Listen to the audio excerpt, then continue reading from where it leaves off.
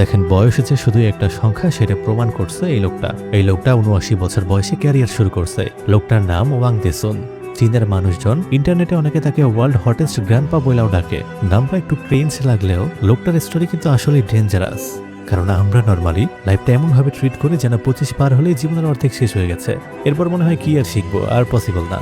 বিপরীতে ওয়াং দেসুন 44 বছর বয়সে ইংরেজি শেখা শুরু করেছে। এই বয়সে অনেক মানুষ অলরেডি মেন্টালি রিটায়ার করে। 50 বছর বয়সে জিমে যাওয়া শুরু করেছে। যেই বয়সে আমরা মেটাবলিজম নিয়ে কান্নাকাটি করি, লোকটা সেই বয়সে বডি বিল্ড করা শুরু করেছে। এরপর 70 বছর বয়সে বাইক চালানো শিখেছে। 79 বছর বয়সে র্যাম্প মডেল। 80 বছর বয়সে হর্স রাইডিং আর 84 বছর বয়সে পাইলটের ট্রেনিং নিয়েছে।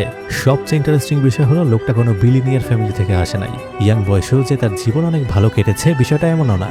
জীবনের অনেকটা সময় সে স্ট্রাগল করেছে। সে ছিল অ্যাক্টর, থিয়েটার করত। প্রশ্ন হলো আপনার বয়স কত এটা গুরুত্বপূর্ণ না, আপনি নিজেকে অলরেডি শেষ ধরে নিয়েছেন কিনা এটাই গুরুত্বপূর্ণ। এরকম ভিডিও ভালো লাগলে ফলো করতে পারো।